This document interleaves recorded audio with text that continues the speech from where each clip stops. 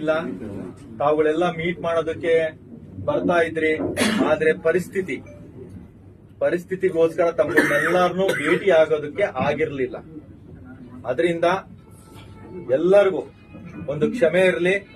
ಮುಂದಿನ ದಿನಗಳಲ್ಲಿ ನಿಮ್ಮೊಂದಿಗೆ ಯಾವತ್ತಿಗೂ ನಾನು ಇರ್ತೀನಿ.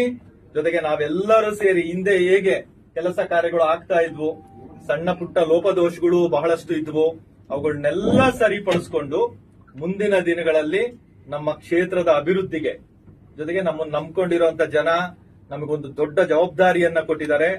ಆ ಋಣವನ್ನ ತೀರಿಸುವಂತ ಕೆಲಸ ನಾವೆಲ್ಲರೂ ಸೇರಿ ಮಾಡೋಣ ಅಂತ ಹೇಳ್ತಾ, ನಿನ್ನೆಯಿಂದ ಬಹಳಷ್ಟು ಜನ ಕಾಯ್ತಾ ಇದ್ದೀರಾ. ಈಗ ಸಮಾಧಾನವಾಗಿ ಎಲ್ಲರೂ ಫಸ್ಟ್ ಊಟ ಮಾಡ್ಬಿಡೋಣ.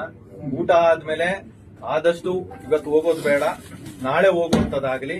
ಇವತ್ತು ಆದಷ್ಟು ಹಾಲ್ಟ್ ಆಗ್ಬಿಡ್ರಿ, ನಾಳೆ ಪಯಣಗಳನ್ನ ಬೆಳೆಸ್ರಿ. ಇನ್ನೇನು ಅತಿ ಹೆಚ್ಚಿನದಾಗಿ ಹೇಳುವಂತದಿಲ್ಲ, ಯಾಕಂದ್ರೆ ಭಾಷಣ ಮಾಡ್ದಾಗಲೇ 4 ವರ್ಷಗಳಾಗ್ಬಿಟ್ಟೆ. ಅದರಿಂದ ತಮ್ಗಳಿಗೆಲ್ಲರಿಗೂ ಹೃದಯಪೂರ್ವಕವಾಗಿ ಧನ್ಯವಾದಗಳು.